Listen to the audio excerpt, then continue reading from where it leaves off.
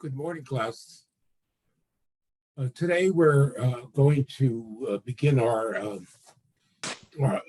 session with dealing with 5 review questions that deal with Indian history, and then we'll move on and begin to talk about China and Chinese civilization. Are there any matters that have arisen that you wish to discuss? Lectures, syllabus, etc. Can you hear me properly? Can you hear me? Yeah, we can hear you. We can hear you. Okay. So we're dealing with the questions that deal with Indian history, and the first question I'm dealing with is, I think it's 19. The survival of ancient Hindu culture was above all due to the localized nature of social organization in Indian life. Now, here, I think the way to answer this question is to basically deal with the so-called feudal period from 600 to around 1000 or 1000 AD. The period between the decline of the Gupta Empire and the sort of full conquest of India by Muhammad of Ghur in the 12th century. And this period begins, of course, with the decline of the Gupta, and as a result of an invasion by the so-called Huns. It sort of parallels the Germanic invasions in Europe. In any case, this is a period when the large states of the period of the empires no longer exist. They're just small and weak kingdoms with little power. And in this context, you have the development of a very deeply entrenched and localized Hindu culture. And this Hindu culture, of course, one can refer back to the fact that already prior to this period, back at the time of the Aryans, there was already the so-called early texts of Islam, the Vedas. There were the existence of the Sanskrit language, sort of religious language. And then following that, during the period of the kingdoms, from about 1000 to 600 or 500 BC, you do have the development of the so-called Varnas. Um, and so these all exist already prior to the the feudal period, but it's during the feudal period that they become really deeply entrenched in Hindu culture. During this period, as I say, the political power is at the local level. There are no towns. There's no trade. Um, the villages develop in virtual isolation, and are basically economic life is organized on the basis of barter between farmers or peasants and craftsmen. So we call this kind of economic autarky. It reflects a deep localism. And in these villages, then, of course, you have the elites, you have the four Varnas, the Brahmins, the Rajputs, they're at the top. They are the upper caste, and now this is crystallizing into a caste system. So you have the Brahmins and you have the Rajputs. The second, the highest caste are the warriors. The third caste are the farmers and merchants. And the final caste, made up of workers and slaves and the landless, are the lowest caste, the outsiders, who come to be known as the Dalits, the untouchables, if you like. And of course, these castes are permanent, they're hereditary. People only marry within these castes. And of course, at the top of all this, you have the Brahmins with their control over the temples, control over a lot of land. And they basically sanctify the caste system.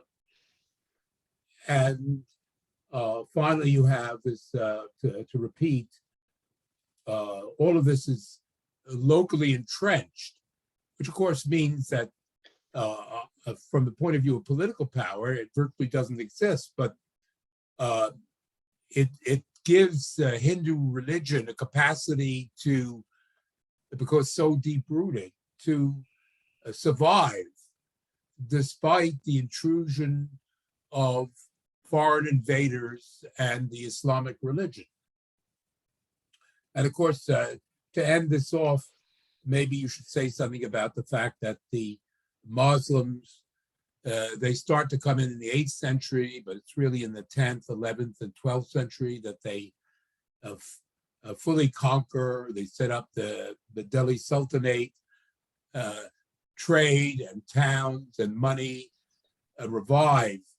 But this is at a level above, and really with limited contact with the real life of the Hindu culture, which is at the local level. So that would be the answer to that question.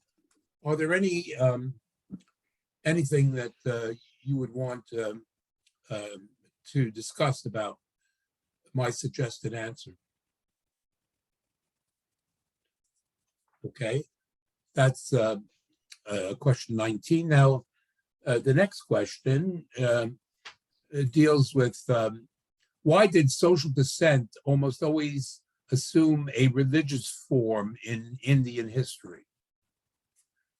Well, in answering this, I think you want to point out that the culture of India right from the beginning was essentially religious.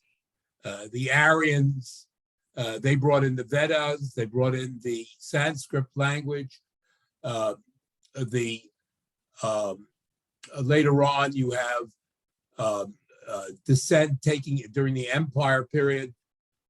You have descent taking the form of Buddhism and Jainism, with the attempt to sort of escape from material reality by purifying the soul. And then you have the period of the feudal period that we've just discussed, and which, again, the centrality of this Hinduism based on the control of the Buddhists over the temple worship, over the ritual, and so on. Religion, therefore, you can say, is overwhelmingly important, and that continues and intensifies once the Muslims take over in the 12th century, in the period between the 12th century and the 18th century. Religion, of course, is central to Islam, and clearly the emperors relied on the Muslim leadership, the imams, and other interpreters of the Quranic text. They sort of, while the Hindus lived their own life, the Muslim population, which grew, of course,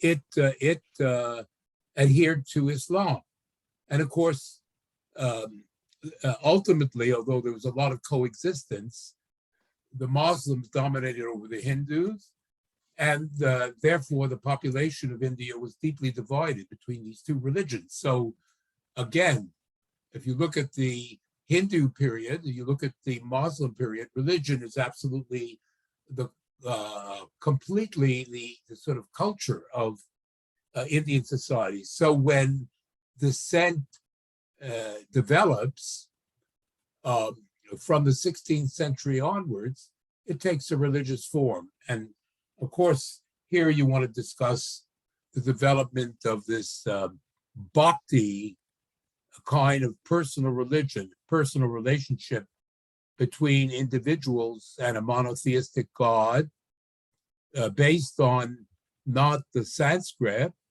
or based on the Quranic languages, but based on the vernacular Bengali language or other local languages, vernacular languages, and very much a religion of protest against, of course, the state, the Muslim-dominated state, but also very anti-caste. Bhakti is anti-caste, and it is unorthodox in the sense of departing from official Islam and from Hinduism. So the last point I think I would make is that as Bhakti develops, by the beginning of the 17th century, you have actually a sect, a sort of Satnami sect in the Ganges Valley, which is basically based on the teachings of Kabir. You have the Sikhs in the Punjab, based on the teachings of the Bhakti leader Nanak. And you have a number of other sort of dissident religious Bhakti movements opposed to both official religion and the state. And this culminates at the end of the 17th century when you see this last important ruler, Aurangzeb. He destroys the Vishnugara Hindu kingdom in the south, but in the wake of that, there is increasing outbursts of religiously based provincial separatist movements based on Bhakti or based on Hinduism against the oppressive religious persecution and, of course, also heavy taxation of Aurangzeb. So that would be sort of an explanation of the religiously based dissent.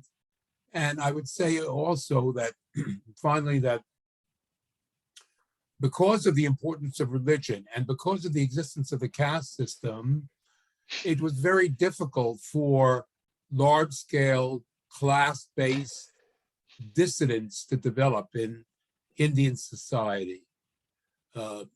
It was deeply localistic, and the caste system really undercut and mitigated the development of class opposition in this society, in contrast to Western Europe, and as we'll see, China, where class-based dissent was more important. So that takes care of that question. The next question basically is about the decline. It asks, account for the decline of the Mughal Empire. So in the first place, I think one could say that fundamental to the decline of the empire was the Mughal, the emperor, the Mansabdars overexploited the peasant population underneath them. From the time of Akbar to the time of Aurangzeb, taxes or tribute expected from the villages, and that was the only relationship between the villages and the state, the payment of this tribute. There was no positive connection between the state and the local people. The taxes increased by 2.5 times. And this explains it certainly is important in explaining why there was a generalized revolt under Aurangzeb. Secondly, a second factor was that the sort of bureaucratic structure of the Mughal state came into crisis because a conflict increasingly developed. It was a conflict over the tribute. Who got the largest share of the tribute? At the beginning of the Mughal rule, it was the Mansabdars. But as time wore on, the sort of local elites, the local Hindu elites, but also the Muslim elites, called the Zamindars, began to sort of withhold taxes and keep the tribute for themselves, or else they even allied themselves with the local populations and became the leaders of the religious political local revolts that broke out under Aurangzeb. Another factor that accounts for decline is what I've already mentioned, the fact that the villages, they saw little benefit from the imperial structure. The imperial structure basically pumped a surplus, tribute and taxes out of the local population. And so the local populations, who basically were living in an autarkic way, that is to say, the economy was completely local, there was no money, no trade, they didn't identify with the state, they didn't care. Perhaps they were even, they welcomed the decline of the Mughals. And then, of course, you should mention the religious conflicts, which we've gone into. The fact that Aurangzeb actually increased religious taxes on the Hindu population, which of course angered them. So these are the fundamental reasons. And then you can add perhaps that by the end of Aurangzeb's rule, the empire had basically broken up into separate states, 7 or 8 separate states, and therefore became open to English conquest with their military superiority and so on. The India became vulnerable to conquest, and of course the English further reduced whatever remaining power there was to the Mughals. Any questions about this? Okay, the next question. How How were the English able to conquer India? Well, this is essentially a repeat of the previous question. Account for Mughal decline. So I'm not going to, I'll just refer you to the previous question. You just answered this question more or less in the same terms as the previous question. So we're now dealing with the last question for today. Does anybody have any points that they wish to raise? Okay. The last question asks, what were the consequences of the English conquest of India? Well, for the most part, they were bad. In the first instance, early, when the English East India Company basically was conquering India, and at the end of the 18th, beginning of the 19th century, they just ravaged and plundered at will, and collected enormous amounts of gold as a result. That, of course, as I explained last time, greatly aided the Industrial Revolution in England, and also helped the English finance their wars against the French, which of course were wars for basically what amounted to world supremacy at this point, because the Europeans had become so powerful. So the immediate effect was terrible sort of destruction and population loss in India, and of course Europe, and especially England, goes from strength to strength. One of the most notable things that the English did was, I explained that the Indian textile manufacturing industry was world class, and even the Europeans were having difficulty coping with it.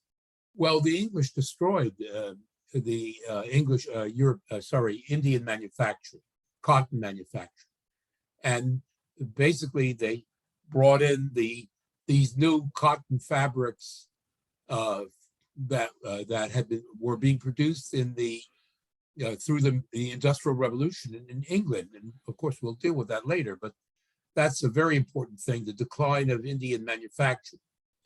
A second effect was, previously, all land theoretically belonged to the emperor, because as a matter of fact, although I've talked about the local elites, I've talked about the zamindars, the Rajputs, the Brahmins, they all had land, and they collected rent from their tenants. But and of course the Mansabdars likewise. But in theory, all land belonged to the emperor, and there was no well-established property rights in India. These were brought in by the English in the 19th century. English law was established, and therefore you have a real class system developing in India in the 19th century for the first time, on top of the caste system, class system based on domination by the landlords.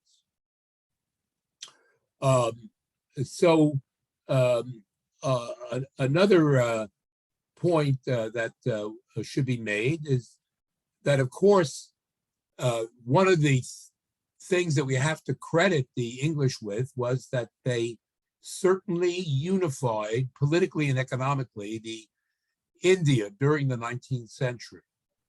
The highlight of that was, of course, the building of the Indian National Railway, which is the fundamental web which connects together India politically and economically. However, at the same time, the English really did everything they could to sort of limit the development of any economic life that could rival English imports. And at the same time, they the taxes that they established were not used locally in India. They were basically taken back to England and helped to finance the British Treasury. And so there was little or no economic development during the 19th century. England became poorer and poorer. And even though there were, I mentioned the fact that there was peace, nevertheless, since there was no economic development and there was landlordism, most people got poorer and poorer in India in the 19th century. And there was actually overpopulation developed as a problem in India. And by the 20th century, India, which we could consider in the 16th century was still a reasonably prosperous country, had become, especially relative to the advanced capitalist countries and even other countries, under British rule, India became poorer and poorer. Now, there's one last thing that I should say in a positive light. They did build the Indian National Railway. They did set up for the elites in India a modern educational system. And this modern educational system eventually gave birth to the Indian middle class during the 19th century, especially the latter part of the 19th century. This class of educated Indians became the nucleus of what turned into the Indian middle class. Are there any questions about all that I've said to this point?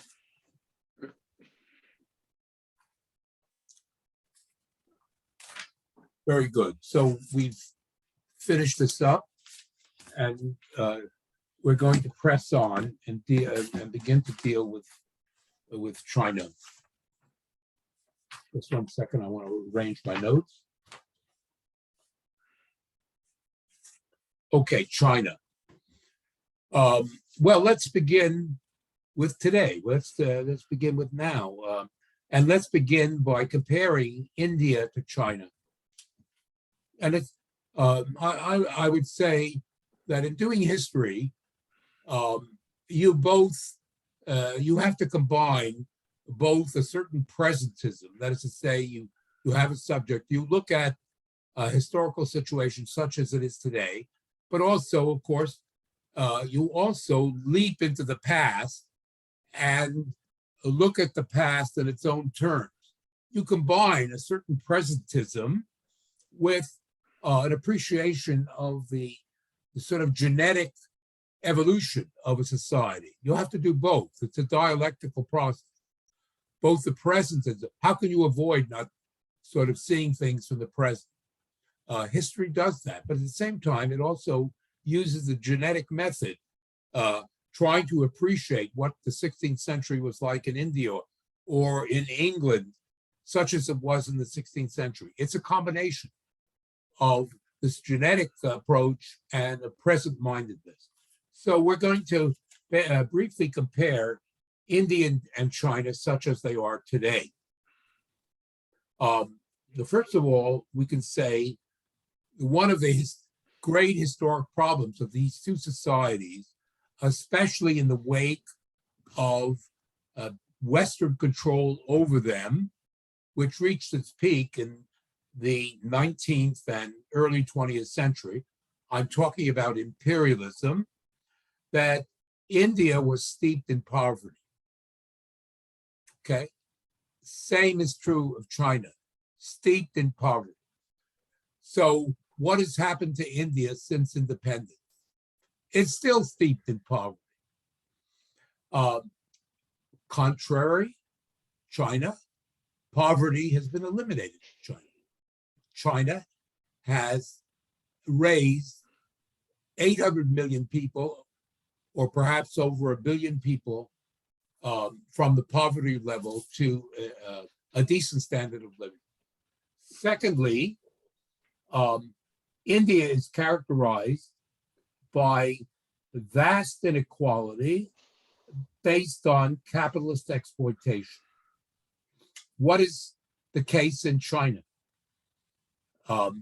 In China, capitalist exploitation continues, as I'm sure many of you know. Capitalism is well established in China. But on top of that capitalism is the all-powerful Chinese state and the all-powerful Communist Party, and the overall development of society is based on a plan. The economy is planned, and the capitalist activity in society is subordinated to the plan, which is controlled by the state and the Communist Party. So that's the difference. Capitalist exploitation continues in both societies, but in the case of China, it's limited by the existence of what they call socialism with Chinese characteristics. In other words, it's the mixed economy with basically the socialist sector dominating over the capitalist sector. As a matter of fact, a continuous struggle exists in China between the capitalists and the socialists. Class struggle is going on in China as we speak. The third point one should make is that the world itself overall faces very grave environmental problems. As you know, it's an open question whether, in fact, human civilization will survive, given the environmental problems that have developed. Well, in the case of India, pollution is rampant and uncontrolled. You have uncontrolled development. I mean, there are some limited attempts to control it, but nothing. The free market determines everything. In China, they have terrible environmental problems. Same thing. Overdevelopment in China. But I would say that it's actually one of the few countries, I would point to the Scandinavian countries and Germany, which is actually making serious investments in trying to bring this environmental problem under control. Fourth point, government of India. Government in India is based on right-wing Hindu nationalism, rampant right-wing Hindu nationalism. I mean, it is a terrible government, absolutely terrible. And at the same time, this is what I'm talking about is a government, this is the Modi government, which the BJP, basically it's all based on taking revenge on the Muslims because of what they did to the Hindu population in the past. Of course, it's the worst of all possible worlds because they combine this terrible sort of atavistic nationalism with neoliberalism, uncontrolled market activity. And of course, the ruling class in India, the people who control this government are the wealthy middle class, the bourgeoisie control in India. Now, in China, it's different. There is a very wealthy middle class in China. But on top of that, of course, is the powerful Chinese state and the Chinese Communist Party. And we've seen now under Xi Jinping attempts to put a brake on the wealth of the wealthy and to sort of moderate the power of the middle class. And yes, the middle class is important in China, but it is being controlled more or less by the socialist structure of the society. The last point is that India, since 1947, has enjoyed huge economic growth. If you have 800 million poor people who are desperate for work, well, you can pay them nothing. And therefore, the people who provide the work, that is to say, the capitalists, have grown enormously wealthy as a result. And it has produced huge economic growth. Now, you can, I'll come to this last one in a minute. Well, in the case of China, the Chinese economic expansion has been even huger than that of India, way huger than India. So both societies have been successful, but China more successful. Now, I should say a last word about this because we're talking about inequality. And there was an American economist by the name of Kuznets who basically said that if you want to develop a society, you have to let the rich people get richer. And inequality is justified because it produces economic growth. And that is the rationalization for economic equality, both in China and in India. Whether Kuznets is right or wrong, I really can't say. But that is the economic rationalization for this. Any questions about what I've said? What I've said is quite controversial. Maybe you have some questions. I was just wondering, Professor, if maybe you could talk a little bit more about the struggle in China today between like the socialist class and the capitalist class, maybe. Yes. I'm glad you're, Kadeen. I'm glad that you asked that because it's important. Yes, it's what happened, of course, was that way back when Mao was alive. Mao, who of course was the man who made he led the revolution. There was an insistence on extreme equality in Chinese society, and whatever there was of a middle class was persecuted and suppressed. When Mao died, and Deng Xiaoping became his successor, he turned things around and basically said, no, we have to in order for China to develop, we have to let basically the merchant class, which always was there, even in the Mao period, we have to sort of remove restraints on their activity.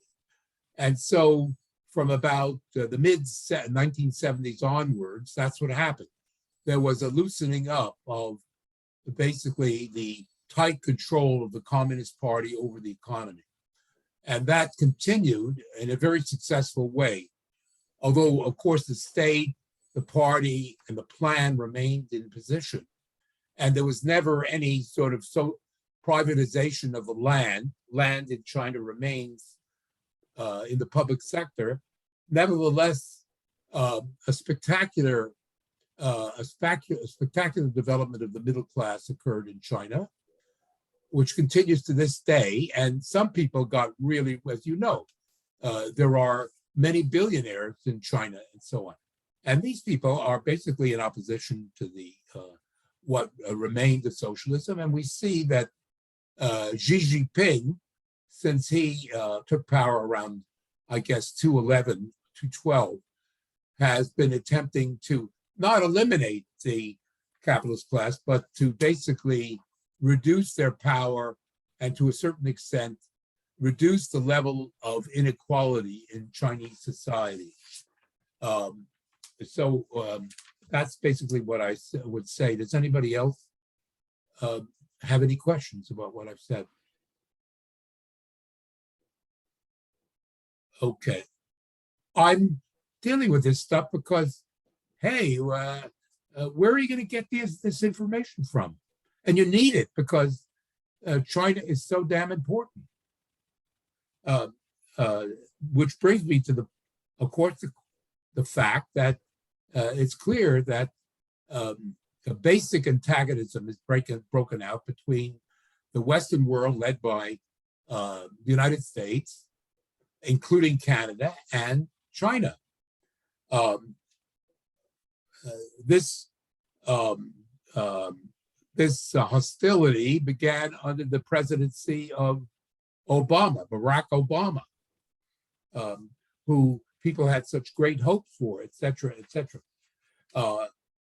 He was the one who basically restructured the whole American sort of defense posture in terms of containing Russia wasn't important anymore, and China was more important.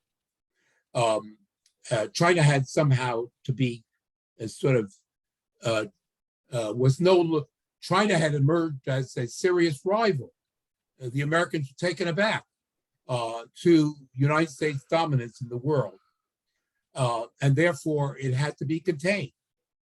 So this became the American policy from that point on. And of course, Canada, which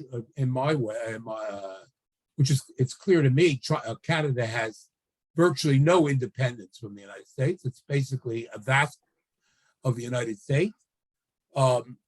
It followed right along. And we saw, in particular, this scandalous, basically judicial kidnapping of the vice president of Huawei Corporation, this woman, which was held in a Canadian jail for years at the behest of the American government. But the whole thing was completely illegal. And when it suited the Americans, the Canadian judge said, oh, yes, she should be released. It's simply a scandal. And of course, the real worry is, of course, given China's continuous rise, what's going to happen to poor little Canada in the long term, in terms of the way they behave? That is, say, the Canadian government. Well, I guess I would say that certainly the Chinese will remember this, but Chinese foreign policy is based on expediency. They know that in the long term, how can they lose? And I'll come to that in a minute. And so even erstwhile enemies, they deal with the United States. They deal with Britain, who were outstanding in the way the barbarism of the British towards China. It's absolutely unforgivable, as you'll see. Well, they deal with the British, they deal with the French, all of these countries, because in the long term, and the Chinese view things in the long term, they know that in the end, China with its basically China in combination with Russia, based on the Silk Road, hey, this is the center of the world, and the development of Eurasia is going to be, this area is going to become the center of world civilization in the course of the 21st century. And of course, China is the largest and most developed country in the world. It dwarfs Russia. It's way bigger than Russia. And so the Chinese are biding their time. They have an economy which is second to the United States, and some say it's even number one at the present moment. They have basically, they are in the midst of stealing Latin America from the United States. Their relationship with Latin America, China is the largest investor and trading partner of all of the Latin American countries. Imagine. And of course, similar things are happening in Africa and elsewhere. So what I'm basically saying is, what we're seeing is a fundamental shift in world power, a shift in the balance of power in the world is taking place. And that's why the world is in such ferment at the moment. This is why we're getting such upheaval. It's not the only factor, but It is a fundamental factor. The Chinese are moving ahead, and the Americans feel they're losing out. And a power struggle is underway. And I didn't expect this, but it has come to a head in the Ukraine. I didn't have any idea that it would happen there, but it is fully broken out now. And really, what's fundamentally going on? I mean, obviously, the war is happening in Ukraine, and people are suffering it, and all the rest. But what I'm saying, that more fundamentally, if you look at the overall structure of things, that's what's going on. So we need to study China. That's why we're studying China now. If you want to sort of understand why these lectures are important, we have to sort of understand. So are there any questions now about what I've said? No, thank you. That was great. Thank you. Okay, so this is a very old civilization, China. It has a continuous history from 2600 BC, 2600 BC. Chinese civilizations, continuous history from 2600 BC. And of course, it was during that whole period down from 2600 BC down to about the time of Jesus Christ, there were many permutations, many things happened in China during this period. And it was I want to stress, it was a divided society. There were many different states in China. China was not really a unified country until the 2nd century BC. Here, I'm trying to find my